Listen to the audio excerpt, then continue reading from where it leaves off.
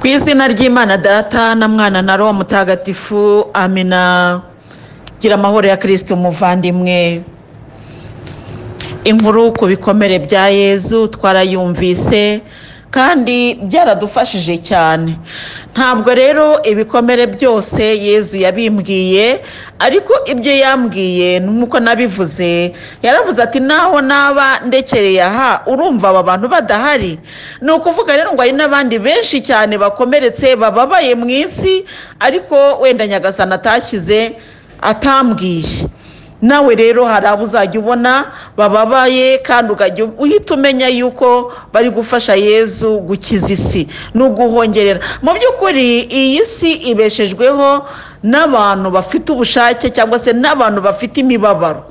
Iyo mibabaro rero niyo nise fondasiyo yo kugira ngo tube turi abo turi buyu munsi. Nayize fondasiyo kubera yuko byanze bikunze imibabaro ibaho kandi ikagira icyo izanira abantu cyangwa se izanira isi. Iyo mibabaro rero kuba tuyifite ntabwo twebwe tumenya ngo wenda turi gufasha Yezu muri ubu buryo, ariko icyo twamaze kumenya twebwe nk'abagenzi bagana mu ijuru nuko imibabaro yacu yose Nyagasani yifashisha kugira ngo akize isi kuko isi imeze nabi. Haleluya. Nuko rero imibabaro Nyagasani Yezu yambwiye cyane cyane niyo ngiyo ishingiye ku mubiri, ku buryo bw'umubiri. Hari n'indi irimo nk'iriya mibabaro nyine y'abantu bavuka nyine mu buryo wenda bw'ubumuga, nubwo twabivuzeho, ariko mu buryo bw'ubumuga burya hari n'ubundi bumuga bubaye umubabaro ukomeye. Nk'umwana akavuka ari debile cyangwa se afite ubumuga runaka, ugasanga mbese ari uwo mubyeyi wamubyaye arababaye arakomeretse, ariko n'uwo mwana nawe ugasanga ntabwo yishimiye. Nako navuga ngo ntabwo abenshi baba wenda batanabizi, ariko ugasanga mu by'ukuri nawe ntabwo yishimiye uko ari. Hari ababa bazi ubwenge, nicyo nashakaga kuvuga, akaba azi ngo azi ubwenge, akavuga ati ariko se mama ni ukubera iki njyewe ntameze nk'abandi bana, cyangwa se ukabona arashaka kujya gukina n'abandi bana ariko atabishoboye kubera ko nta bushobozi bwabyo afite. Ibyo rero byose ni imibabaro. Iyo mibabaro rero hari babandi bayihetse, ariko hari na babandi babatwaje imisaraba. Utwaza umusaraba umuntu rero ni gute? Nk'uko Nyagasani Yezu yahawe Simoni w'Isireni, natwe dufite ba Simoni w'Isireni bacu mu misaraba yacu. Mu misaraba yacu rero umubyeyi wawe ashobora kuba Simoni w'Isireni.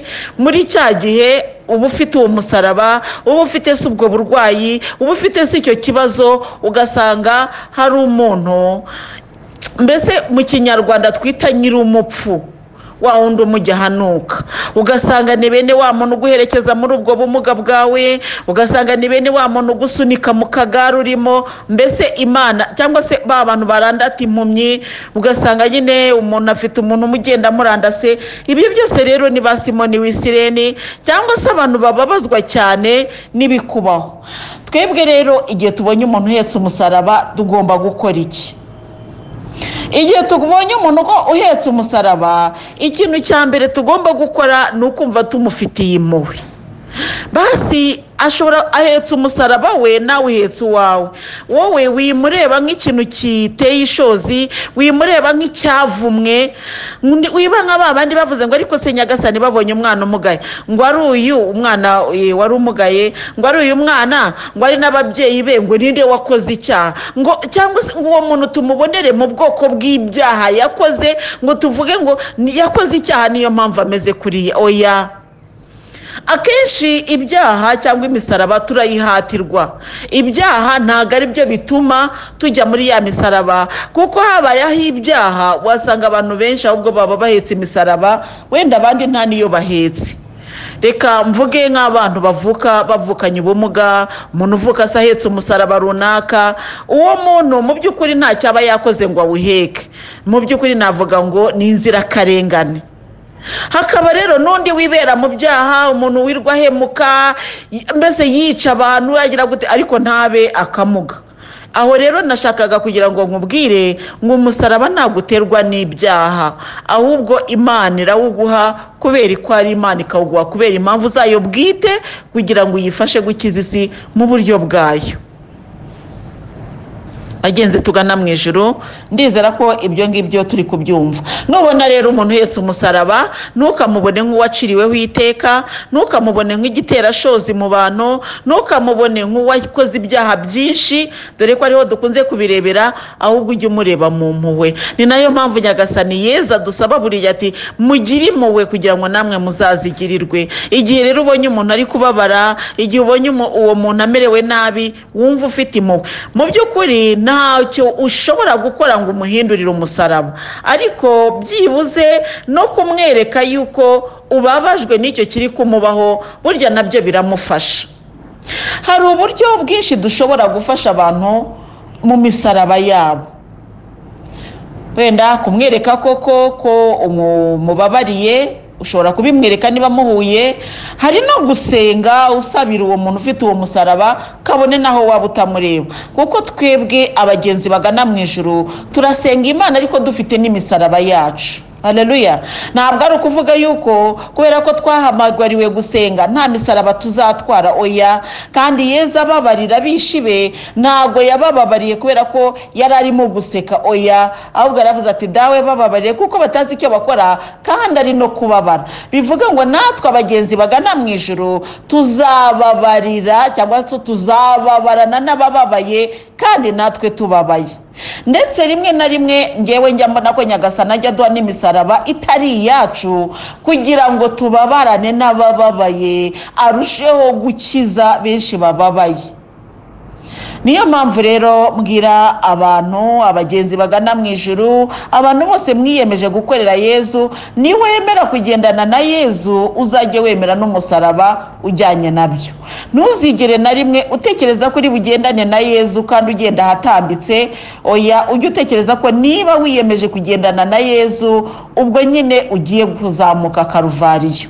Gusa icyiza cyabyo uravunika mu isi, ukavunika igihe gitoya, ariko uzigamiwe ubuzima bw'igihe kirekire, bwa bundi uzabamo mu mudendezo. Haleluya. Mu minsi ishize byarabaye, nagize igihe cyiza. Noneho ndicara mbwira Yezu, hari ukuntu Nyagasani yashatse kugira ngo nyine agusetse, akwibagiza imibabaro. Si uko utababaye, ahubwo hari ukuntu agira gutya ya mibabaro agasa naho ayitwikira, akakwiyerekera ibyiza yakugiriye. Noneho ndamubwira nti Nyagasani, ese ko ndeba uri kungirira neza, aho nta kindi kintu, aho ntacyo waba uri kunyishyuza? Ese buriya cyagiye nari mbabaye nabyitwayemo ko bikwiye? Mbese nkumva nakwicira urubanza nkavuga nese aho nabyitwayemo neza, wenda Nyagasani ntari kumpa agamije kongera kunsubiza mu kibazo. Mbese nkumva mfite izo mpungenge. Yezu araza rero arambwira ati mwana wanjye, ndagira ngo nkubwire ngo humura, ndi Imana ikiza kandi ngakiza burundu. Ntabwo ngukiza ikibyimba nguteze ko ugiye kurwara ibindi bibiri, oya. Arongera arambwira ati kandi umenye ko umusaraba utwarwa rimwe rizima, iyo nkuvanye ku musaraba ubwo ubuvanyweho. Haleluya. Ikindi ugomba kumenya yuko atari ngombwa ko uhora ku musaraba, ko nshobora kugukuraho kandi nkakwibagiza umubabaro w'umusaraba. Rero bagenzi tugana mu ijuru, maze kumva ayo magambo narishimye, kuko hari igihe burya ikintu cyiza, mu Kinyarwanda turavuga ngo iki kintu kirakungura. Hari igihe ikintu cyiza bikakubera byiza cyane, ukavuga uti Imana, ibi bintu biransurira ikibi, ukumva ugize ubwoba. Burya ubwoba twagiye dukura mu bigeragezo nabwo buradukurikirana, bukagiteka buvugira muri twebwe. Wabona icyiza kiri kuza ukavuga uti se nanjye si byiza byanzaho? Mana we, ibi bintu nta kintu bihatse, ntacyo bihishe inyuma. Nyamara Imana igitwibagiza imibabaro bagenzi tugana mu ijuru, n'ukuri icyo tukwiriye kukimenya. Nabivugaga rero nshaka kuvuga ni twakwemera kubabara igihe gitoya ariko tuzigamiye ubugingo bw'igihe kirekire ari nabwo tuzabamo nyuma y'ubu ngubu. Niyo mpamvu rero dukwiriye kwihanganira imibabaro duhura nayo uyu munsi, kandi niba duhura nayo uyu munsi ntabwo ari ukuvuga ngo duciriweho iteka. Niba kandi Nyagasani aguhaye ka pause akakubwira ati mwana wanjye ruhuka akanya gatoya, ntabwo ari ukuvuga yuko Nyagasani akwanga cyangwa agiye kugusubiza ku musaraba, ahubwo aba arimo kugira ngo uruhuke maze ukomeze urugendo. Rero abavandimwe, abagenzi tugana mu ijuru, twasobanukiwe bimwe, ntabwo ari byose, ku misaraba cyangwa se ku bikomere bya Yezu. Twasobanukiwe bimwe ku byo twajyaga tubona bikatubera urujijo. Abavandimwe benshi mwaranyandikiye mumbwira muti ibi twajyaga tubibona bikatubera urujijo, ariko uyu munsi ntabwo bizongera kukubera urujijo, kuko wamaze kumenya ko hari abafasha Yezu gukiza isi, nako wamaze kumenya ko buri muntu afite uburyo bwe bwo guhongerera ibyaha bye n'iby'abandi. Nawe rero muri bwa bubabare wajya kugira, wemeye ko utazongera kwijujuta cyangwa se utazongera kubwinubira, kuko wamaze kumenya yuko Nyagasani abujyamo kugira ngo akize isi. Haleluya. None rero abagenzi tugana mu ijuru, dukomeze tuganire. Uyu munsi rero ndi kureba no ku bantu bagiye banyandikira, hari imisaraba navuze, hari niyo ntavuzeho, ariko hari n'iby'abavandimwe mwagiye munyandikira nabyo nagiraga ngo tubivugeho gatoya. Umuvandimwe umwe yarambwiye ati murakoze, ndanabashimira ku nyigisho y'ibikomere bya Kristo, byaramfashije cyane. Najyaga mbona abantu bamugaye cyane cyane nkijujutira Nyagasani, none ubu ndababona nkamenya ko bafitiye isi akamaro kanini cyane. Nyagasani nasingirizwe muri bo. Aleluya. Guhera uyu munsi rero muvandimwe, ntabwo uzongera kwijujuta kubera ibyo Nyagasani yakoreye kuri ba bantu. Byose byabaye mu gushaka kwe, kandi hari impamvu uriya muntu ameze kuriya. Hari impamvu Nyagasani yemeye ko bigenda kuriya. Hari abantu, twarabivuze mu minsi ishize, hari abantu bameze kuriya bitewe n'ibyo abandi babakoreye. Hari n'abantu bameze kuriya bitewe n'uko Imana yabyemeye. Gusa umusaraba wose uraremera kandi uragorana. Hari n'undi muvandimwe wanyandikiye, ariko mu by'ukuri we ni umusaraba wundi nawe afite, n'ubundi bwoko bw'umusaraba. Yaravuze ati mwaramutse neza mama Louise, Kristo Yezu akuzwe. Yewe ndashima Imana, ngiye kukubwira ubuzima bwanjye ho gato, wumva ukuntu ndi umunyabyaha urushe cyane, ndi umuntu mubi, sinzi kuvuga oya, ndaca oya ku cyaha. Ntabwo azi guhakana ku cyaha. Icyo ni ikibazo rero, nawe ni umusaraba. Kuba imbata y'icyaha, ibyo babyita kuba imbata y'icyaha. Kutamenya kuvuga oya ku cyaha ni ukuvuga ngo icyaha kiba cyarakurushije imbaraga, cyaraguteye ubwoba, shitani iba yaramaze kukwigarurira. Uyu muvandimwe ati ndi umukobwa undavye ariko ndi divorce, narongowe ndi muto by'amaherere, umuryango urajugunya kubera uwo twakundanaga, arangije bamutegeka kujana ku murenge. Ngayo nguko niko nateye igikumwe kunjyana ku murenge. Hanyuma nza kuvyara umwana w'umukobwa, ariko nahabyaye kabiri, umwe arapfa akiri mu nda. Nyuma gato byara uwo mukobwa. Urumva nta mfura ngira, ariko hagati yo kumenyana n'uwo mugabo nabaga muri family yo kwa mama. Musaza wa mama afata ku ngufu rwose nkaho ndi umugore we. Nabibabwira ntibabyemere, ngeraho ndabimenyera. Tugarutse ku nkuru yanjye, nza kubyara umwana w'umukobwa, uba afite imyaka 11. Nuko ubwo sinari bwaheze amashuri, musa musaba gusubirayo aranka, musaba gusubira i Burundi kuko niyo mvuka, papa yari umurundi, urumva aremera, ndagenda. Icyo nshaka kuvuga ni nyuma yo kuvyara, urumva umwana naramutwaye mujyanye mu masenge, amufata nabi, nemera kumugarura kwa se kubera we afite ababyeyi, subira i Burundi kwiga. Umuryango tuvukamwo ntukize, n'ukwirwanaho, mwanya wo gutira, nta n'urukundo wo gukira, mwanya wo gukira nta n'urukundo, kugira ngo mbone minerivare byabaga ariko baza, ariko ndayiga ndayamara.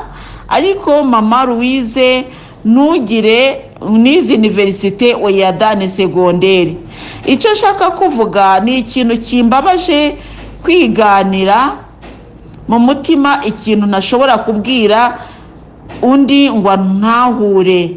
Jewe sinzi umubare w'abagabo maze kuryamana nabo, ava nararyama n'abagabo bubatse, abasore mugabo afise amafaranga, nkaba mbonye y'inzu, ayo kurya no kwambara.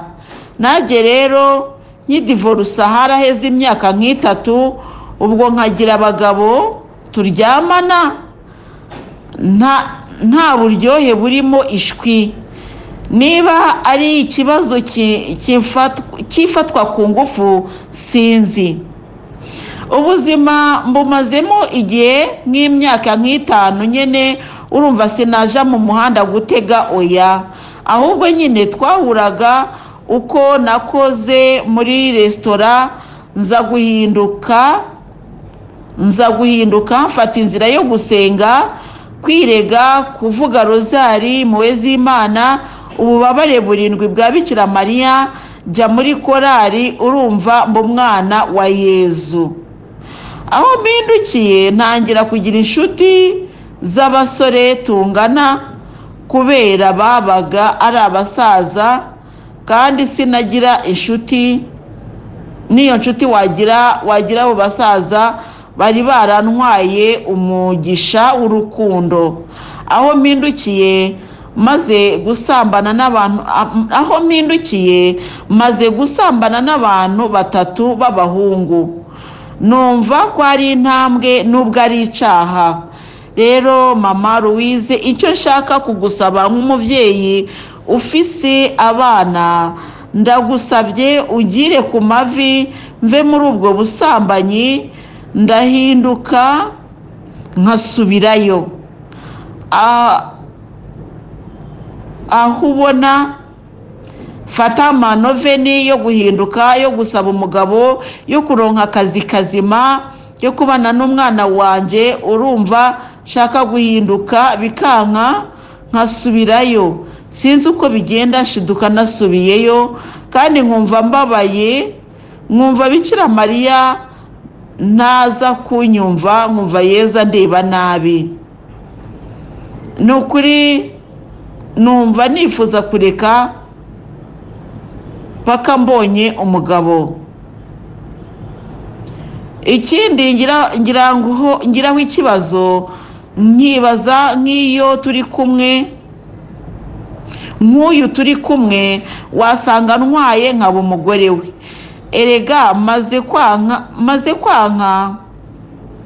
abamaze kwanka bazize ko ndi divorce, nkavuga nti reka nemere turyamane, wosanga abaye umugabo wanje. Ngayo nguko ubuzima mbamo, kandi ndi umwana wa Yezu na Bikira Mariya, mvuga ishapure kuva ku wa mbere gushika ku cyumweru, soma Bible, meruka kuyigura, urumva mu ijambo rimwe, shaka kuba mu nzira imwe, ariko sinzi ikimpuza n'abo bahungu bashaka kuryama avant mariage. Jewe icyo ngusabye ni impanuro nk'umuvyeyi, ukanashira mu gisabisho, Yezu akampindura. Sinzi kwa nanyumva, sinzi ko anakimenya kuko musubiza ku musaraba buri gihe. Sinzi ko atemwanyaje cyangwa gusaba isengesho kuko nkeneye isoni. Nteye isoni. Uyu muvandimwe rero iyi nyandiko nagerageje gusoma, hari ubwo gusoma bingora, ibyo ngibyo muzajya mubyihanganira ariko mwabyumvise. Uyu ni umusaraba wa mbere n'uwo kuba imbata ya shitani, arashaka kuvamo ariko bikamugora gusohoka. Icyo rero birasaba ko umuntu afata icyemezo, kandi iyo umuntu afata icyemezo, mu minsi ishize narabivuze ngo gufata icyemezo, Padiri Baridi yajyaga abivuga ko gufata icyemezo cyo kuva mu byaha ngo ni nko kwijomboramo icumu ryari rigushinzemo. Buriya umuntu agutera icumu rigashinga muri wowe, noneho ukaba ugomba kurikuramo kugira ngo uvure igisebe.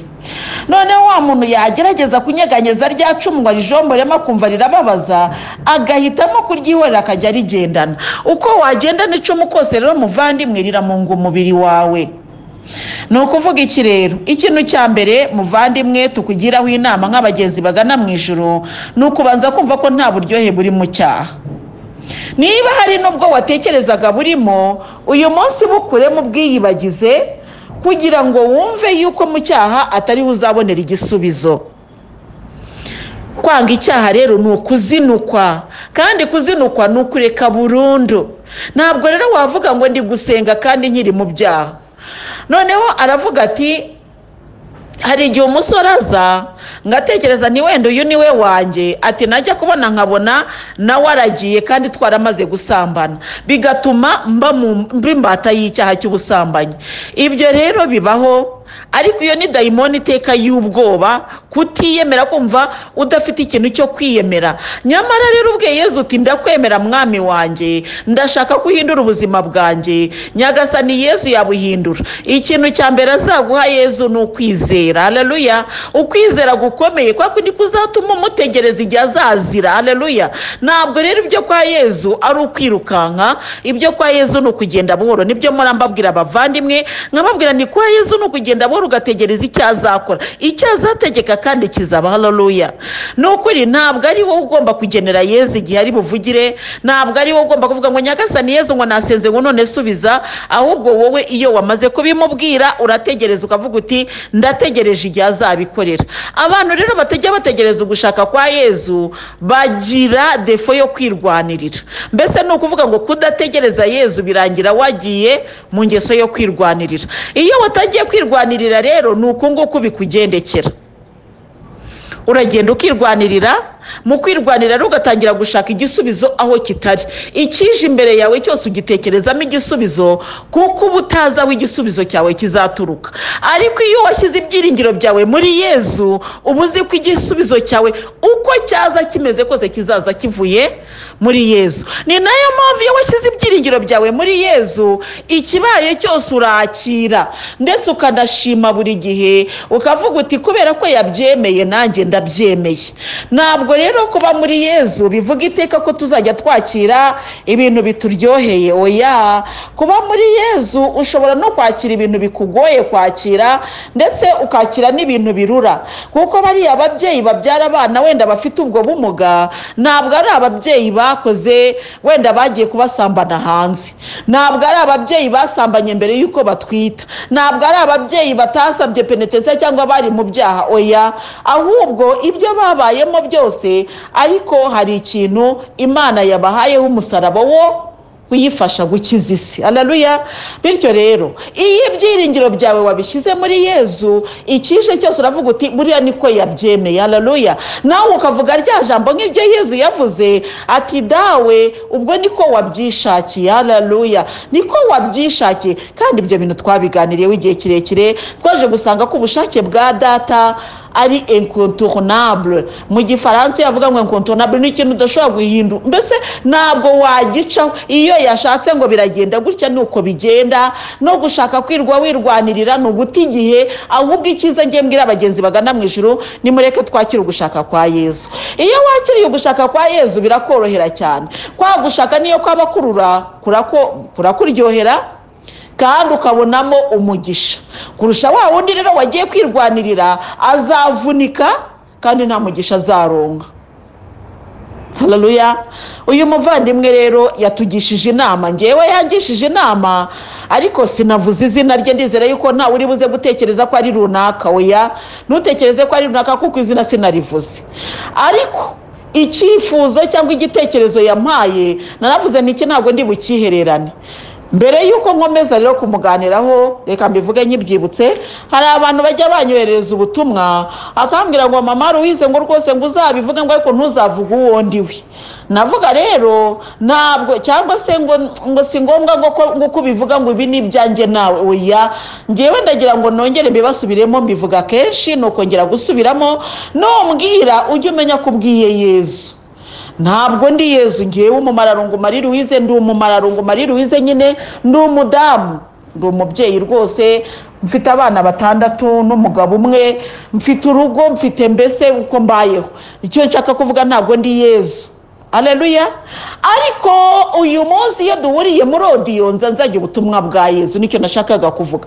Na uyu nyandikira ntabwo wandikira madamu Marie Louise Umumararungu, wa mudamu uwo mu Gatsata ufite abana bayitwa runaka na runaka. Oya, ntabwo ari abo ngabo, ntabwo ari uwo ngo wandikira, ahubwo wandikira umukozi w'Imana. Haleluya.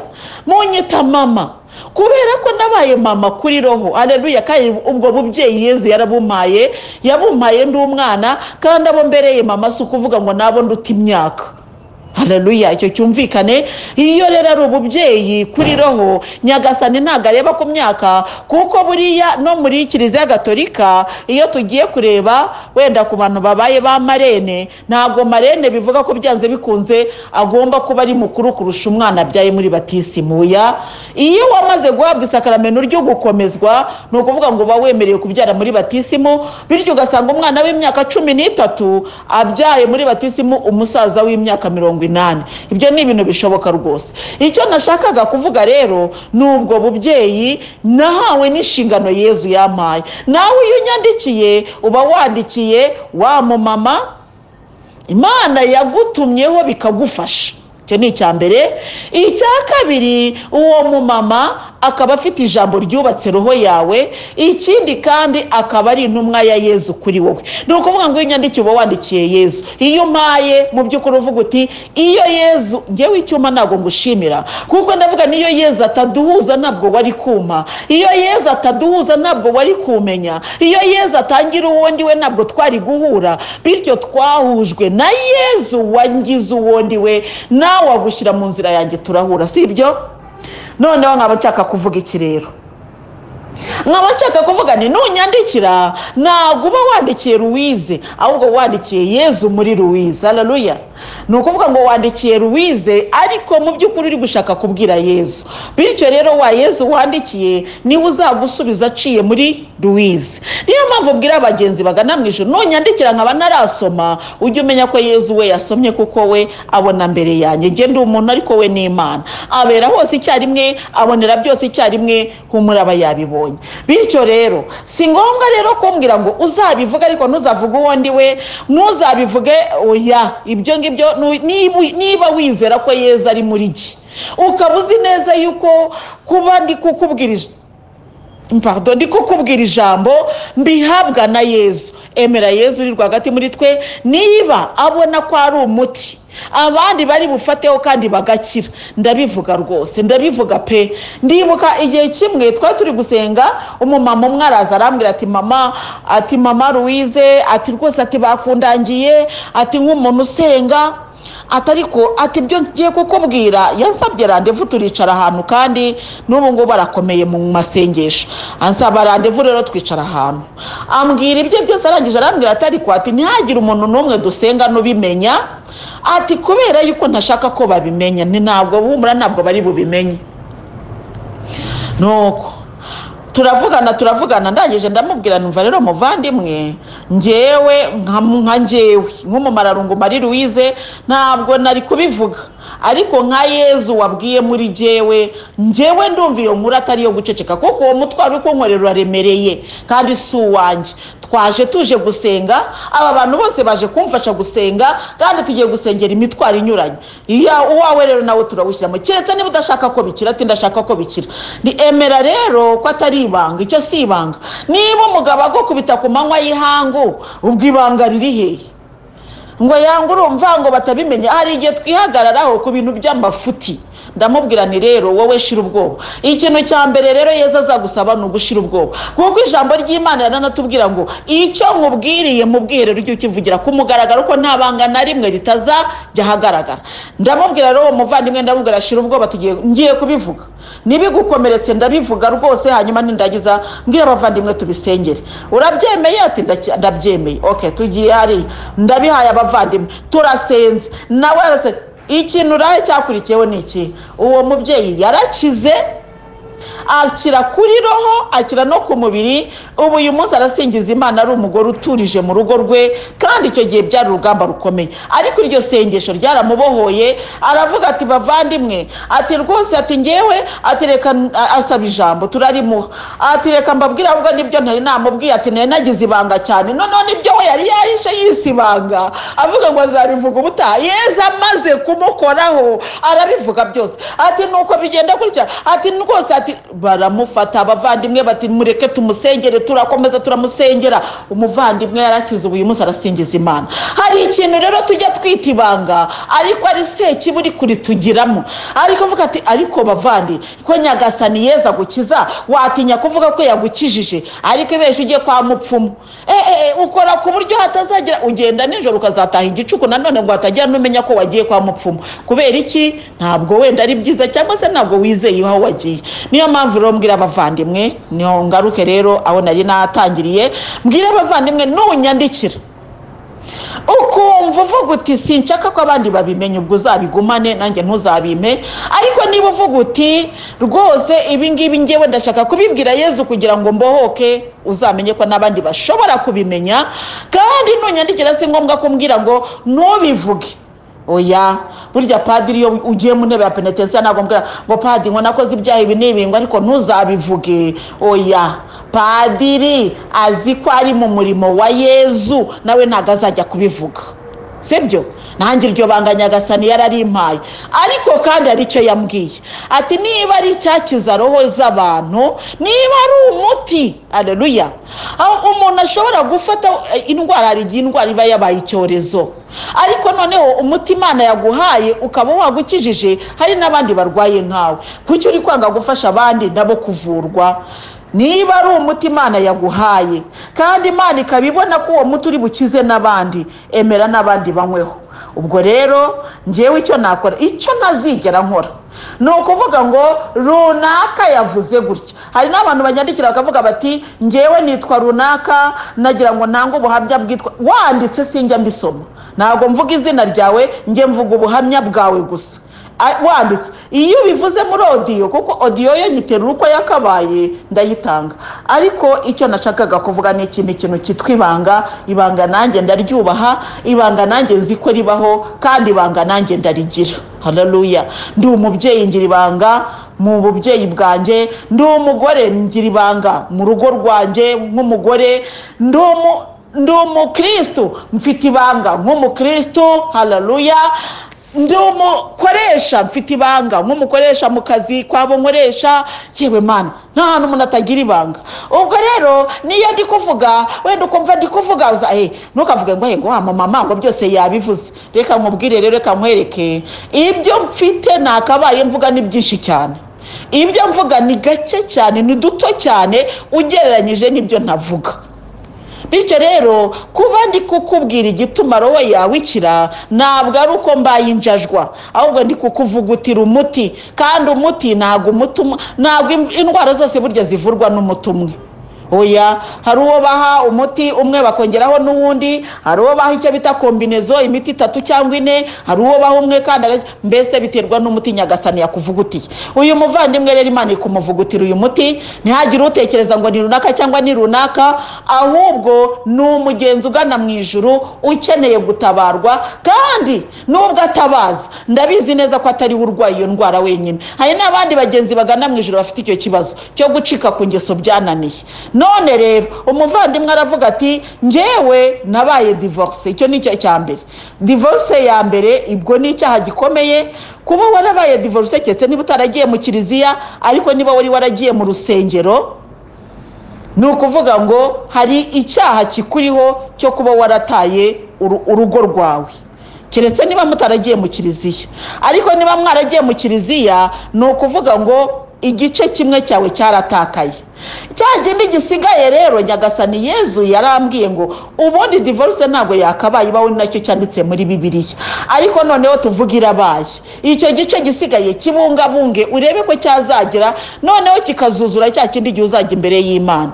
None rero na cya gice kindi wagifasha urakijugunya, uri kukigaburira ibisiga.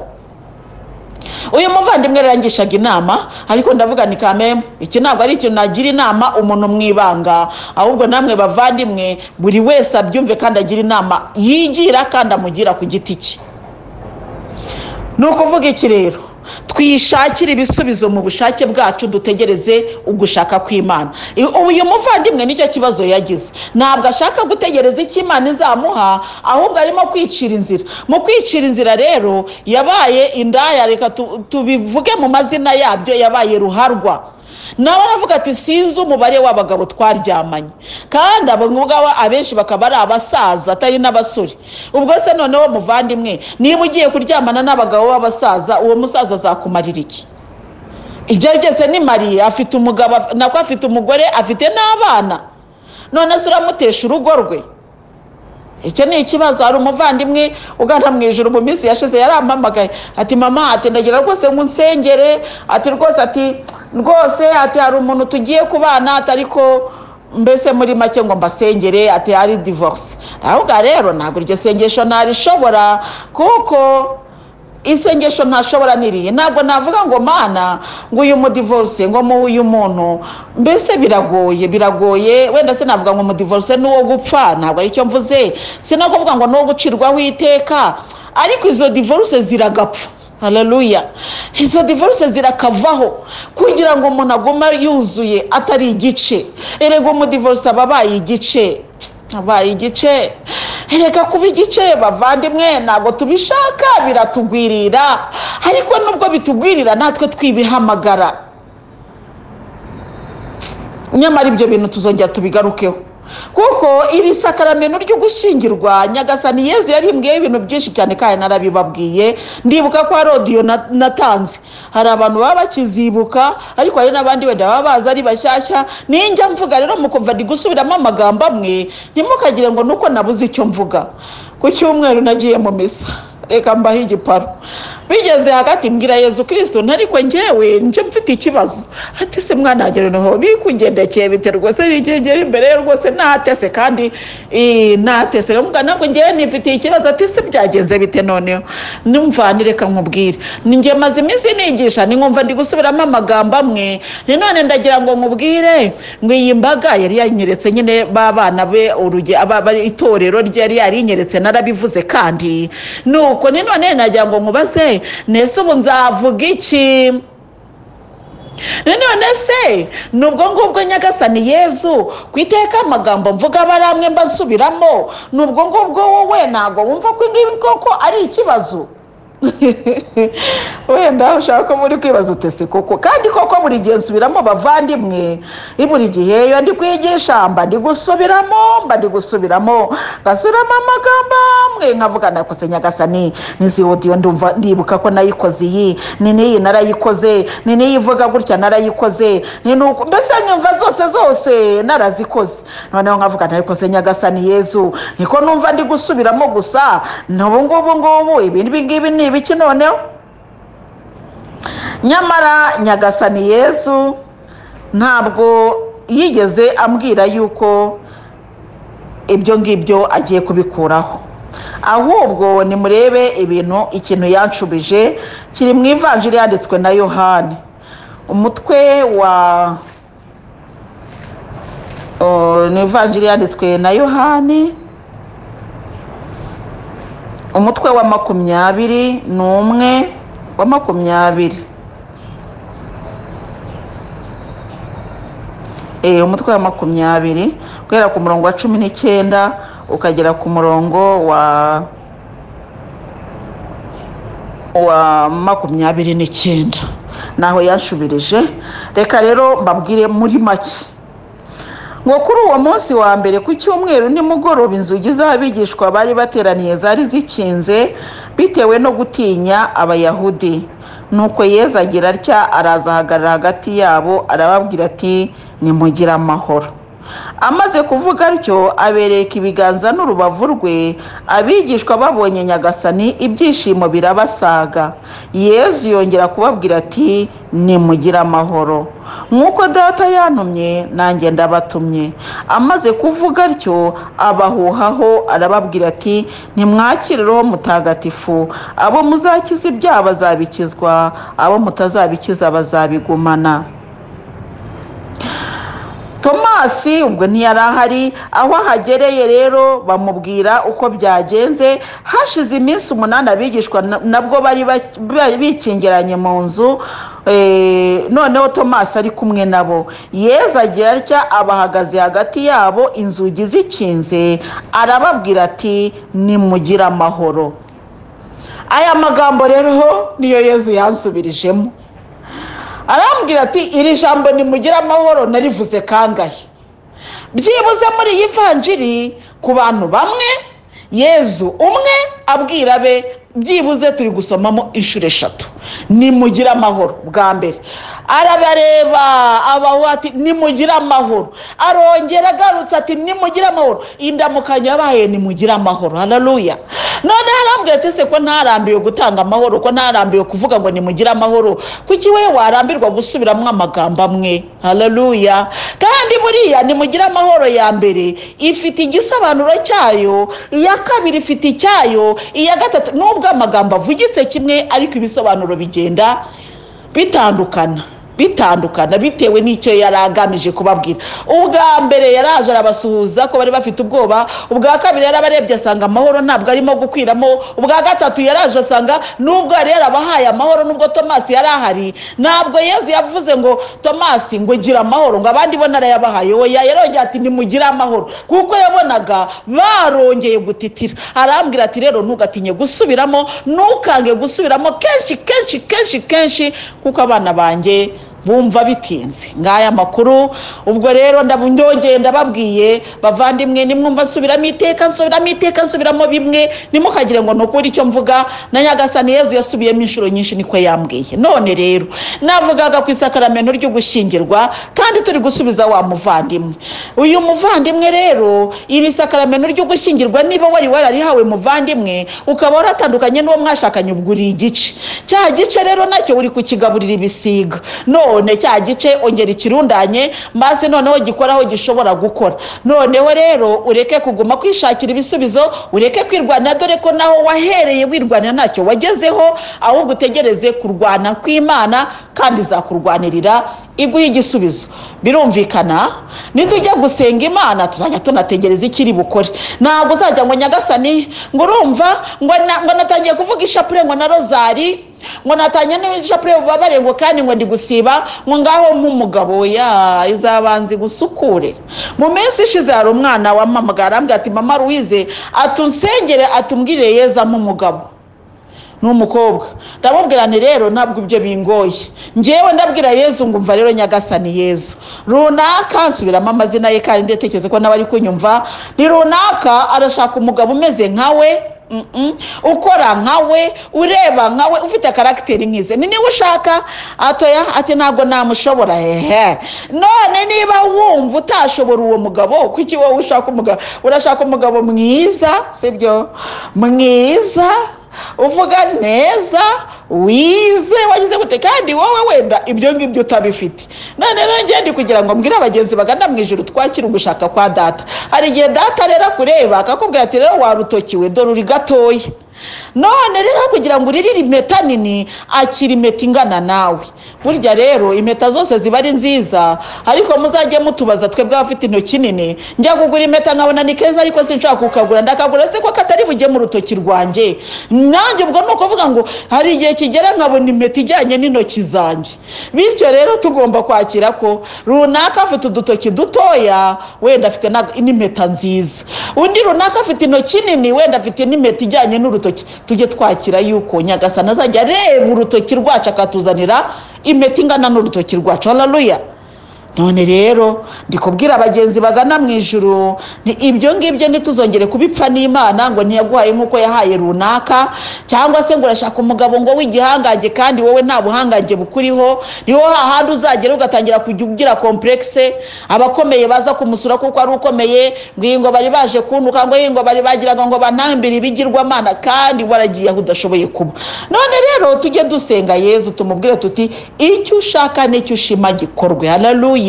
Iryo ni ryo sengesho. Icyo ashaka n'icyo ashima gikorwe kuri twebwe. Niba yashimye ko ari bubiguhe abiguhe, niba yashimye ko ari buguhe uwo mugabo amuguhe, ariko guhe ugukwiriye. Haleluya. Ujye uvuga uti Nyagasani Yezu umpe ikinkwiriye.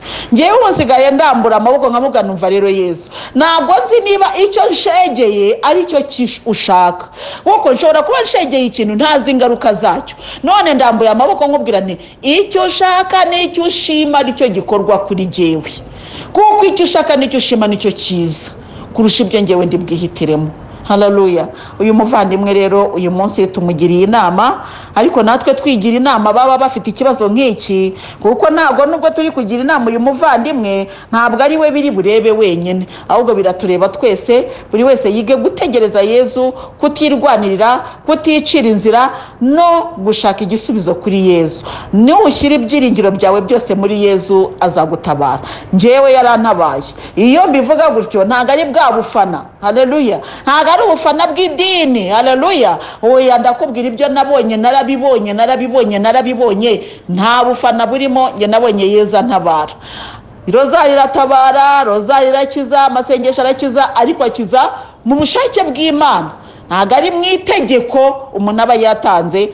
Cyane cyane ko amasengesho menshi tuyakora tugamije kugira ngo Imana ikore icyo dushaka. Iyo tubabaye turasaba, ariko twamara gusubizwa gushima bikatugora.